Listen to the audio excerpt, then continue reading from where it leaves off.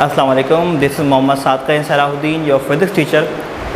अब हम एक सीरीज़ स्टार्ट कर रहे हैं जिसमें हम एमडी कैट और ई कैट को कवर करेंगे। और इस सीरीज़ में हम तमाम के तमाम कोचिंग सेंटर्स के जो एमसीक्यूज़ होते हैं एमडी कैट और ई कैट के, उसको हम सॉल्व करेंगे।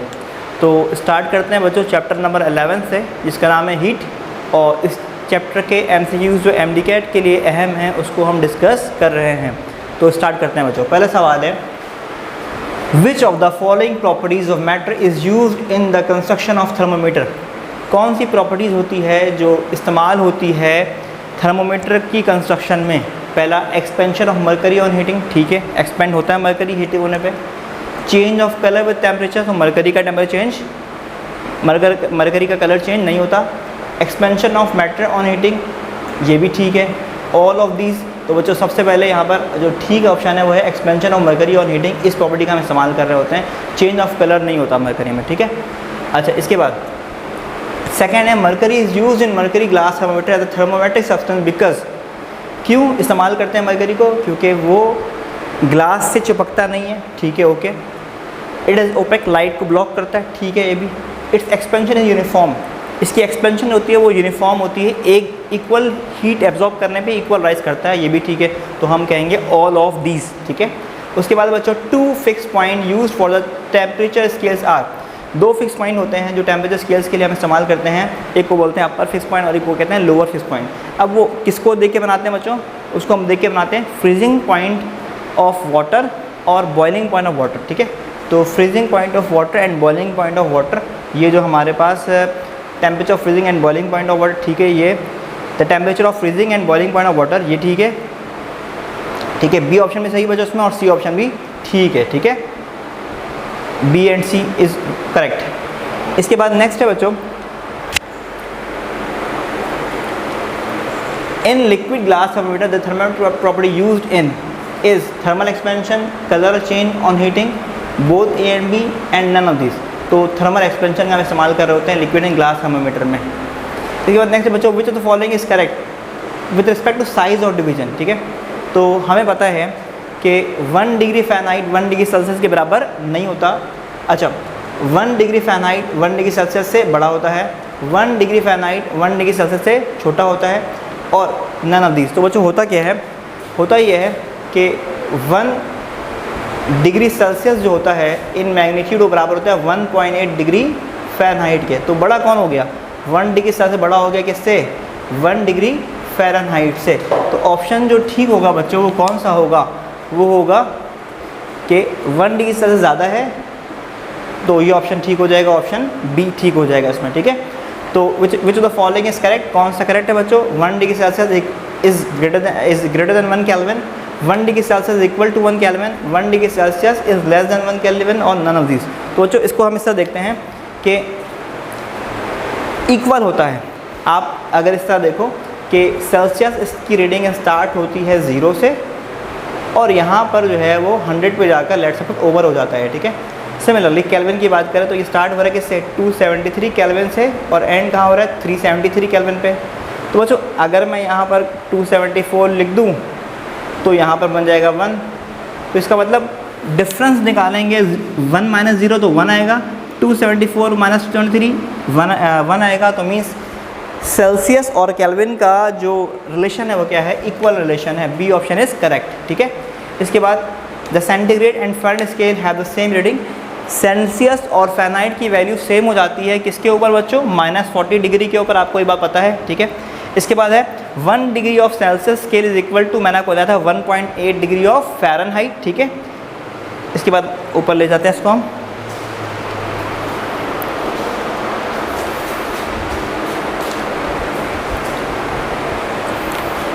अच्छा, इसके बाद नेक्स्ट है the temperature of absolute zero. Absolute zero कितना होता है बच्चों? -273 डिग्री सेल्सियस होता है absolute zero. What temperature of Fahrenheit scale corresponds to absolute. तो कौन सा टेम्परेचर होता है जो एब्सोल्यूट ज़ीरो के बराबर होता है? वो होता है -460 डिग्री सेल्सियस। याद रखना है बच्चों आपने कि सेल्सियस में इसकी वैल्यू होती है -273, और एब्सोल्यूट जीरो की वैल्यू जो फ़ारेनहाइट में होती है वो कितनी होती है, -460 या -459 होती है, ठीक है। इसके बाद है 1 calorie is equal to, 1 calorie किसके बराबर होता है, 1 कैलोरी बराबर होता है 4.18 जूल के बराबर होता है, कन्वर्जन है, इसको आपने याद रखना है। इसके बाद है SI unit of heat energy, heat energy की एसआई यूनिट क्या होती है, हीट एनर्जी की एसआई यूनिट जूल होती है बच्चों, ठीक है। Option C is right. Next MCQs, ठीक है, स्टार्ट करते हैं। Absolute zero is considered to be the temperature at which, absolute zero पे क्या होता है, एब्सोल्यूट जीरो पे all gas become liquid, all liquid become gas, water freezes, molecular motion is in gases would cease, molecular motion क्या होती है बच्चों, रुक जाती है, ठीक है। एक तो ये ठीक है, मॉलिक्यूलर मोशन रुक जाती है, और ऑल लिक्विड बिकम गैसेस, अच्छा यहाँ पर होना चाहिए ऑल गैसेज बिकम लिक्विड, ठीक है, A option is right, gas liquefy हो जाता है, ऑल गैसेज बिकम लिक्विड, ठीक है, C option, A option is right. इसके बाद नेक्स्ट है melting point of ice and boiling point of water in Fahrenheit scale are, melting point of ice और boiling point of water क्या है, तो ये होता है 0 and 100 degree Celsius, 0 and 100 degree Celsius, ठीक है। इसके बाद the average kinetic energy of all molecule in absolutes in a substance is measured of, average kinetic energy क्या मेजर करता है, टेम्परेचर को मेजर करता है बच्चों, ठीक है। इसके बाद नेक्स्ट है the total sum of all energies of molecules in a substance is called, इसको हम क्या बोलते हैं, इसको हम कहते हैं हीट एनर्जी, या इसको हम कहते हैं इंटरनल एनर्जी, काइनेटिक एनर्जी या टेम्परेचर। तो बच्चों इसका ऑप्शन होगा इंटरनल एनर्जी होता है जो कि मौजूद नहीं है यहाँ पर, तो हम इसको क्या बोलेंगे, हीट एनर्जी कह देंगे, ठीक है।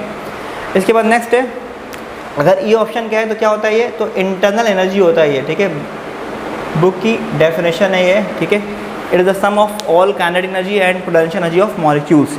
इसके बाद नेक्स्ट है बच्चों temperature remaining constant the graph between volume and 1/p, P volume और पी का रिलेशन जो है बच्चों वो होता है इन्वर्स, क्या होता है रिलेशन, इन्वर्स। और अगर कहा जाए वॉल्यूम और 1/p का रिलेशन क्या है, तो ये क्या होगा, वॉल्यूम और 1/p का रिलेशन जो होगा वो क्या होगा, डायरेक्ट रिलेशन हो जाएगा, ठीक है। तो v और p का इन्वर्स रिलेशन है, v और p का इन्वर्स रिलेशन है, ठीक है, और v और 1/p का डायरेक्ट रिलेशन है, ठीक है। तो अपोजिट हो जाता है ये, तो डायरेक्ट रिलेशन होगा, तो ऑप्शन हमारे पास डायरेक्ट रिलेशन का मतलब होता है रिलेशन क्या है, स्ट्रेट लाइन बनेगा ग्राफ। इसके बाद है at constant pressure the graph between volume and temperature, volume और टेम्परेचर का रिलेशन क्या होता है बच्चों, हमें पता है स्ट्रेट लाइन होता है, चार्ल्स लॉ का फॉर्मूला ये। रियल गैसेज जो है वो स्ट्रिक्टली ओबे करते हैं गैस लॉ को, गैस लॉ कब ओबे करते हैं, at low temperature high pressure, तो low temperature and high pressure, low pressure high, low temperature high pressure, option B is right, ठीक है। इसके बाद नेक्स्ट है 20 volume of gas is directly proportional temperature while keeping pressure constant, तो ये किसने कहा था, ये कहा था चार्ल्स ने, ठीक है। इसके बाद नेक्स्ट है बच्चों volume of gas is inversely proportional to its pressure while keeping temperature constant, इसको कहा था बॉयल्स ने, ठीक है, ये बॉयल्स लॉ की स्टेटमेंट है। फॉर अ गैस और being Boyle's law if pressure doubled, तो प्रेशर डबल होता है तो वॉल्यूम आधा हो जाता है, तो 1/2, ठीक है। इसके बाद नेक्स्ट है बच्चों the kinetic energy of the molecules of an gas at absolute zero, kinetic energy जो होती है गैस की एब्सोल्यूट जीरो पे क्या होती है, वो होती है 0, ठीक है, 0, ए ऑप्शन इज राइट, ठीक है। इसके बाद है at absolute zero of temperature the molecules have, absolute zero पे क्या होता है, रोटेशनल काइनेटिक एनर्जी होती है, ट्रांसलेटरी काइनेटिक एनर्जी होती है, मैक्सिमम एनर्जी होती है, 0 एनर्जी होती है, ठीक है, कोई एनर्जी नहीं होती एब्सोल्यूट जीरो के ऊपर। इसके बाद है the molecules of the gas exert pressure of the wall of the molecules of the gas exert pressure on the wall of the container due to, क्यों होता है, क्यों लगाते हैं, due to their velocity, their continuous collision, their energy, their free motion, continuous collision, लगातार टकरा रहे होते हैं मॉलिक्यूल्स आपस में भी और वॉल से भी, ठीक है। इसके बाद है the relation between Boltzmann constant के, तो के क्या होता है, R/Na होता है, R/Na, तो R/Na जो है वो ऑप्शन हमारे पास है ऑप्शन सी, R/Na, ठीक है। तो ये 26 भी हो गया हमारा। इसके बाद नेक्स्ट 27 स्टार्ट करते हैं बच्चों। तो 27 आपके सामने मौजूद है, क्या कहा जा रहा है 27 में कि जो एब्सोल्यूट टेम्परेचर होता है आइडियल गैस का वो डायरेक्टली प्रोपोर्शनल होता है किसके, काइनेटिक एनर्जी ऑफ मॉलिक्यूल्स के, ठीक है, ऑप्शन ए इज राइट। इसके बाद है an average translated kinetic energy of ideal gas molecules depend upon, average kinetic energy depend किस पे करती है? टेम्परेचर के ऊपर डिपेंड करती है, ठीक है। इसके बाद है heat is a form of energy associated with, heat जो एनर्जी है वो किससे डिपेंड करती है? मॉलिक्यूलर मोशन पे डिपेंड करती है। इसके बाद है when the pressure is increase, जब प्रेशर बढ़ता है तो बॉइलिंग पॉइंट ऑफ लिक्विड क्या हो जाता है? तो बॉइलिंग पॉइंट ऑफ लिक्विड बच्चों कम हो जाता है, ठीक है। बॉइलिंग पॉइंट ऑफ लिक्विड क्या हो जाता है? प्रेशर बढ़ाने से बॉइलिंग पॉइंट ऑफ लिक्विड क्या हो जाता है? कम हो जाता है, तो डिक्रीजेस, ठीक है। मतलब टेम्परेचर की वैल्यू कम हो जाती है। Boiling point is the temperature at which water boils. इसके बाद नेक्स्ट है the pressure is measured in unit of, pressure को जो हम मेजर करते हैं वो किस यूनिट में मेजर करते हैं बच्चों? तो सारे यूनिट्स में मेजर करते हैं हम प्रेशर को, तो ऑल ऑफ दीज हो जाएगा। At constant temperature if the volume of the given mass of gas is doubled, अगर कॉन्स्टेंट टेम्परेचर पे वॉल्यूम को डबल कर देंगे तो डेंसिटी पे क्या फ़र्क पड़ेगा? तो वॉल्यूम डबल होता है, वॉल्यूम डबल होता है तो डेंसिटी जो होती है, आपको पता है फॉर्मूला बच्चों, डेंसिटी का फॉर्मूला क्या था? मास अपॉन वॉल्यूम, ठीक है। अगर आप क्या कर रहे हो? वॉल्यूम को क्या कर रहे हो? डबल कर रहे हो, ठीक है, तो डेंसिटी क्या हो जाएगी? आधी हो जाएगी, ठीक है, हाफ हो जाएगी। इन्वर्स रिलेशन है डेंसिटी का और वॉल्यूम का इन्वर्स रिलेशन है, ठीक है। तो अगर डबल करेंगे वॉल्यूम, डेंसिटी आधी हो जाएगी, means 1/2। A option is right. इसके बाद नेक्स्ट है the change in length per unit length, the change in length per unit length पर केल्विन राइजिंग टेम्परेचर इस कॉल्ड, इसको हम क्या बोलते हैं? इसको हम कहते हैं कोफिशिएंट और लीनियर एक्सपेंशन। इसका फॉर्मूला इस तरह होता है change in length per unit original length per degree rise in temperature, इसको हम कहते हैं coefficient of linear expansion alpha, ठीक है। तो ऑप्शन सी इज राइट। इसके बाद the linear thermal expansion is related to, linear thermal expansion किस पे अप्लाई होता है? ये सिर्फ और सिर्फ सॉलिड पे अप्लाई होता है, ठीक है। When most substances are heated, जब ज़्यादातर सब्सटेंस को हम हीट कर रहे होते हैं तो क्या होता है? तो वो एक्सपेंड होते हैं, ठीक है। They expand, their volume increase, their density decrease, all of the above, all of the above. जब हीट किया जाता है तो वो एक्सपेंड होते हैं, उनका वॉल्यूम कम, उनका वॉल्यूम बढ़ जाता है, उनकी डेंसिटी कम हो जाती है, ऑल ऑफ द अबव, ठीक है। The change in volume per unit volume per Kelvin rise in temperature is called coefficient of volumetric expansion. आपको फॉर्मूला पता है क्या है? बीटा का formula delta V upon V divide by delta T. Change in volume per unit volume per degree rise in Kelvin temperature को हम क्या बोलते हैं? Beta, coefficient of volumetric expansion. Option D is right. इसके बाद the amount of heat needed to rise the temperature of body through 1 kelvin, वो हमें अगर 1 केल्विन टेम्परेचर बढ़ाना है किसी सब्सटेंस का, उसको इस हीट को क्या बोलते हैं? हीट कैपेसिटी कहते हैं। और अगर हम चाहते हैं 1 kg का 1 केल्विन बढ़ाएं, अगर हम चाहते हैं 1 kg का 1 केल्विन बढ़ाएं तो उसको हम बोलते हैं specific heat capacity. It means option B is right, ठीक है। इसके बाद नेक्स्ट है the relation between heat capacity and specific heat is, heat capacity और स्पेसिफिक हीट कैपेसिटी का क्या रिलेशनशिप है? तो बच्चों हमारा फॉर्मूला होता है delta Q is equal to M C delta T, ठीक है। अच्छा, अगर मैं इसको इस तरह बनाऊं कि delta Q upon delta T जो है इसको हम कहते हैं हीट कैपेसिटी, ठीक है। इसको मैं H लिख दूँ, ठीक है। तो M आ गया और यहाँ पे C आ गया। तो बच्चों यहाँ पर अगर मुझे हीट कैपेसिटी निकालना है तो हीट कैपेसिटी क्या है? Mass into specific heat. तो हीट कैपेसिटी क्या है? Mass into specific heat. It means option B is right, ठीक है। वो अमाउंट ऑफ हीट जो चाहिए होता है 1 ग्राम बढ़ाने का 1 ग्राम का 1 डिग्री सेल्सियस बढ़ाने के लिए जो अमाउंट ऑफ हीट चाहिए होती है उसको हम क्या बोलते हैं? उसको बोलते हैं 1 कैलोरी, ठीक है। क्या कहते हैं? 1 calorie. Option B is right. इसके बाद molar space capacity of helium at constant volume at 12.60 mole, मतलब ये specific capacity at constant volume, मतलब आपको यहाँ पर गिवन है CV, ठीक है। Find its specific heat at constant pressure, मतलब आपको निकालने कह रहे हैं, CP निकालने के लिए कह रहे हैं, ठीक है। तो बच्चों आपको पता है CP minus CV equal to R, CP minus CV equal to R। तो हमें इन्होंने कहा है CP फाइंड करें तो R प्लस CV हो जाएगा, तो R प्लस CV हो जाएगा आपके पास, ठीक है। तो 12.6 इसकी वैल्यू है और मतलब CV की वैल्यू क्या है? ये क्या होता है? 8.314 और ये है 12.6, तो ऐड करने पे 20 पॉइंट समथिंग वैल्यू आएगी। It means option A is right, ठीक है। इसके बाद नेक्स्ट क्वेश्चन बच्चों आपके सामने मौजूद है। नेक्स्ट क्वेश्चन क्या है उसको आपने देखना है। नेक्स्ट क्वेश्चन में कहा जा रहा है, नेक्स्ट क्वेश्चन में कहा गया है in a certain isobaric process 400 joule of heat is supplied to system and the same time 150 joule of heat of work is done by the system, what is the increase in internal energy. तो formula होता है बच्चों आपके सामने delta Q बराबर है W plus delta U, ठीक है। अब यहाँ पर क्या क्या चीज़ें गिवन है आपको, यहाँ पर कहा गया आइसोबैरिक प्रोसेस है जिसमें हीट कितनी दी गई 400 और वर्क कितना किया गया 150 और डेल्टा यू फाइंड करना है बच्चों जो कहलाता है चेंज इन इंटरनल एनर्जी। तो ये आपके पास वैल्यू आएगी 250, ठीक है। तो 250 आपके सामने मौजूद है, ऑप्शन डी, ठीक है। नेक्स्ट है there is increase of internal energy by 400 joule when 800 joule of work is done by the system, what is the amount of heat supplied. तो डेल्टा क्यू बराबर होता है W प्लस डेल्टा यू, ठीक है। Formula मौजूद है आपके सामने यहाँ पर इंटरनल एनर्जी 400 और वर्क 800, तो 400 और 800 1200 आंसर आएगा बच्चों।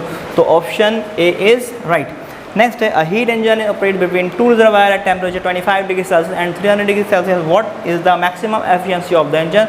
तो आपके सामने बच्चों फॉर्मूला मौजूद है, क्या फॉर्मूला होता है, फॉर्मूला यहाँ लिखा हुआ है आपके पास। एफिशिएंसी का जो फॉर्मूला होता है वो होता है 1 माइनस T2 अपॉन T1, ठीक है। अच्छा अब इसमें क्या है, सबसे पहले जो सबसे कम वाला टेम्परेचर कहलाता है T2, ठीक है। ये क्या है, ये कहलाता है सबसे कम वाला टेम्परेचर क्या कहलाता है T2 कहलाता है, ठीक है। तो हम यहाँ पर इसको इस तरह कर लेते हैं कि कम वाला टेम्परेचर मैं यहाँ सॉल्व कर रहा हूँ बच्चों। एफिशिएंसी क्या होता है 1 minus T2 upon T1 into 100, ठीक है। अब ये T2 है और ये T1 है, ठीक है। अब बच्चों 25 में 273 को मैं ऐड करूँगा तो कैलविन में चला जाएगा ये, और ये कितनी वैल्यू हो जाएगी, ये हो जाएगी 273 प्लस 25 इट इज़ 298 कैलविन, ठीक है। और यहाँ पे 300 है तो इसमें 273 ऐड करेंगे तो क्या आएगा 573, ठीक है। तो आपने क्या करना है बच्चों, यहाँ पर वैल्यूज़ को पुट करना है 1 माइनस T2 की वैल्यू 298 डिवाइड बाय T1 की वैल्यू 573 और इसको 100 से क्या कर देना आपने मल्टीप्लाई कर देना है। तो कमेंट सेक्शन बताइएगा इसका आंसर क्या आ रहा है, ठीक है। I think it's option is option C, ठीक है। अच्छा बच्चों उसके बाद है a heat engine perform 200 joule of work in each cycle has efficiency of 20%, how much heat is absorb, कितनी हीट एब्जॉर्ब हुई है। तो इसका फॉर्मूला होता है हमारे पास W अपॉन Q1 इंटू 100, ठीक है। तो आपको Q1 फाइंड करना है बच्चों, तो एफिशिएंसी से क्या करना है डिवाइड हो जाएगी और यहाँ पे आएगा 100। तो वर्क आपके सामने है 200 और एफिशिएंसी है 20 और यहाँ पे 100 आ रहा है बच्चों, तो 20 कैंसिल हो गया, बचेगा 1000 जूल, ठीक है। 1000 जूल आंसर है ऑप्शन ए, ठीक है। नेक्स्ट है a heat engine perform 200 joule of work in each cycle and has efficiency, ये तो मैंने करवा दिया अभी आपको, ठीक है। ओके सेम क्वेश्चन एक दफ़ा रिपीट हो गया है, ठीक है। यहाँ पे एक्सपेल्ड कहा गया, सेम क्वेश्चन है, यहाँ पर एब्जॉर्ब फाइंड करना था, Q1 फाइंड करना था, यहाँ पे कहा गया Q2 फाइंड करो। तो बच्चों वर्क क्या होता है Q1 माइनस Q2 होता है। तो बच्चों वर्क कितना था यहाँ पर गिवन 200, Q1 कितना निकाला है 1000 और यहाँ Q2 फाइंड करना है। तो Q2 कितना हो जाएगा बच्चों, आपके सामने मौजूद है 1000 माइनस 200 जो कि बराबर होगा 800 जूल। तो ऑप्शन ए इज़ राइट, ठीक है। नेक्स्ट है हमारे सामने सवाल मौजूद, ठीक है, इसको हम अटेम्प्ट कर रहे हैं बच्चों अभी, ठीक है। और सवाल है हमारे सामने मौजूद कि a heat engine whose maximum theoretical efficiency is 25% draws heat from the hot reservoir at 127 degree Celsius, at what temperature will it reject heat to the sink। तो मीन्स बच्चों आपके सामने यहाँ पर एफिशिएंसी गिवन है और T1 गिवन है आपको 127, ठीक है। तो बच्चों यहाँ पर फॉर्मूला लिख देता हूँ मैं 1 minus T2 upon T1 into 100। तो बच्चों यहाँ पर आपको फाइंड करना है T2 फाइंड करना है, तो एफिशिएंसी 25 लिख दीजिएगा, ठीक है। इसके बाद 1 माइनस T2 और T1 की वैल्यू कैलोरी में लिखना है बच्चों। तो 127 में 273 को ऐड करवाएंगे तो आएगा 400, ठीक है। यहाँ पर आएगा 400, यहाँ पर आएगा 100, तो 0.25 बन जाएगा ये, और ये हो जाएगा 1 माइनस T2 अपॉन 400। क्या किया बच्चों मैंने 100 मल्टीप्लाई में था, यहाँ के डिवाइड हो गया, तो 25 डिवाइड बाई 100 0.25, तो T2 डिवाइड बाई 400 1 माइनस 0.25, तो यहाँ आएगा 0.75। तो हमने क्या करना है T2 फाइंड करना है, तो 400 को मल्टीप्लाई करेंगे हम लोग 0.75 से, ठीक है। तो आंसर आएगा 300 कैल्विन, ठीक है, 300 कैल्विन आएगा। तो ऑप्शन सी इज़ राइट। तो Cp और Cv फॉर डायटोमिक गैस की वैल्यू होती है 1.4, ठीक है, 1.4 वैल्यू होती है, ठीक है। इसके बाद the ratio of Cp over Cv for monoatomic gas, इसको आपने जो है ना सॉल्व करना है। आई थिंक इसका आंसर आएगा यहाँ पर C 1.52, ठीक है। Suppose heat is added to a mixture of ice is melted during the melting process, the temperature of the mixture is, जब आइस मेल्ट हो रहा होता है तो टेम्परेचर कांस्टेंट रहता है 0 डिग्री सेल्सियस, ठीक है, तो रिमेन सेम, ठीक है। नेक्स्ट पेज पे जाएंगे अब हम। तो बच्चों चैप्टर नंबर 11 हमारा ख़त्म हो गया यहाँ पर, ठीक है। होप सो आपको हमारा जो ये टॉपिक था, ये चैप्टर था, आपको समझ आ गया होगा।